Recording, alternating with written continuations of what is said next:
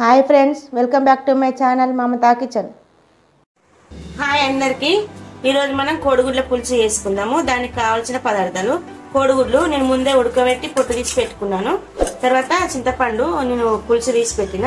తర్వాత కొబ్బరిని ఉల్లిగడ్డ మిక్సీ పట్టి పెట్టుకున్నా. తర్వాత ఒక 3 టమాటాలు మిక్సీ పట్టిన. తర్వాత జీలకర్ర, మెంతులు, పసుపు, ఉప్పు, రుచికి తగినంత ఉప్పు, కొంచెం అంత కొత్తిమీర, అల్లం వెల్లిగడ్డ పేస్టు, కారం. మనం స్టవ్ వెలిగించి స్టవ్ పైన కడాయి పెట్టుకున్నా. నేను ఒక 3 పావులు ఆయిల్ పోసుకున్నా, సరిపోతుంది. తర్వాత మెంతులను ఆవాలు ఎత్తుకున్నా. ఇవి దూరగా మంచిగా కావాలండి, లేకపోతే సేసేది వస్తుంది, బాగుండదు.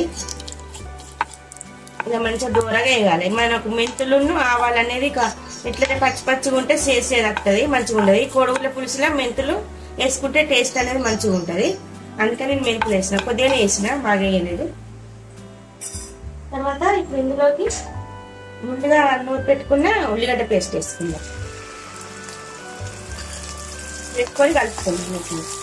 మంట తక్కువ పెట్టుకొని చేసుకోవాలి, మాడిపోతుంది. లేకపోతే అంత మళ్ళీ మీద కూడా దిగుతుంది. ఇట్లా మంచిగా మనం మంచిగా దూరంగా వేయగాలి. మంచి పచ్చి వాసన వేయడానికి మంచిగా కలుపుకోవాలి.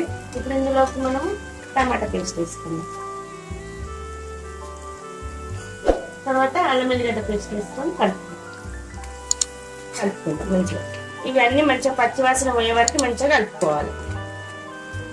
ఎందుకంటే టమాటాలు అట్లనే వేస్తే బాగుండదని ఇట్లా మిక్సీ పట్టి వేసిన మంచిగా ఉంటుంది. ఇట్లయితే ఇక మనం అట్లనే టమాటాలు వేస్తే మంచిగా ఉండదు. టమాటాలు ఉంటుంది కాబట్టి మంచిగా ఉండదు. ఇప్పుడు ఇది మంచిగా కొంచెం ఉడకనిద్దాం. ఇది మంచిగా ఉడికిపోయింది, చూసారా? ఇది మంచిగా ఉడుకుతుంది. ఇప్పుడు ఇందులోకి మనం ఒక 2 పచ్చిమిరపకాయలు ఇలా కట్ చేసి వేసుకుందాం. తర్వాత కొద్దిగా కొత్తిమీర వేసుకుందాం. మళ్ళీ తర్వాత వేసుకుందాం. రుచికి తగినంత ఉప్పు వేసుకుందాం. ఉప్పు చూసి వేసుకోండి, ఒకటేసారి వేసుకోకూడదు, మళ్ళీ ఈ సమయం అయితే తినబుద్ధి కాదు. ఇప్పుడు ఇందులోకి పసుపు వేసుకుందాం. 1 చెంచా పసుపు వేసుకుందాం. వేసుకొని కలుపుకుందాం మంచిగా. మనం మంట తక్కువ పెట్టుకొని వేసుకోవాలి, లేకపోతే ఎంత మంచిగా ఉంది, మాడిపోతుంది.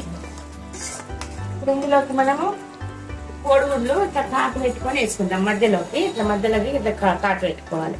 ఎందుకంటే మన చింతపులుపు టమాటా అంతా లోపలికి పోయి టేస్ట్ అనేది బాగుంటుంది. ఇలా మంచిగా కాటు పెట్టుకొని వేసుకుందాం. ఇలా అన్నిటిని ఇలానే వేసేసుకోవాలి. మనము కాటు పెట్టకుండా వేసుకుంటాం కాబట్టి వేసుకుంటే బాగుండదు. ఎందుకంటే లోపలికి అన్నది పులుపు అన్నది పోదు. ఇలా మనం కాటు పెట్టి వేసుకుంటే లోపలికి పులుపు పోయి మంచిగా ఉడుకుంటాం, మంచిగా ఉంటుంది అన్నమాట. అన్నిటిని ఇలానే చేసి వేసుకోవాలి. వేసుకొని మంచిగా ఇది కలుపుకుందాం. ఇలా మంచిగా కలుపుకోవాలి. మంట ఎప్పుడు మెల్లగా కలుపుకోవాలి. ఎందుకంటే ఇవి మంచిగా బాగా ఉడికినాయి కాబట్టి అంత ఇరిగిపోతాయి, మంచిగా ఉండదు. ఇప్పుడు ఇందులోకి కారం వేసుకుందాం. 1 చెంచా కారం చెంచాన్నర కారం వేసుకుందాం. కారం ఎక్కువ వేసుకుంటేనే బాగుంటుంది. మేము ఎక్కువనే వేసుకుంటాము. తక్కువ వేసుకున్న వాళ్ళైతే తక్కువ వేసుకోవచ్చు. ఇది మంచిగా కలుపుకుందాం.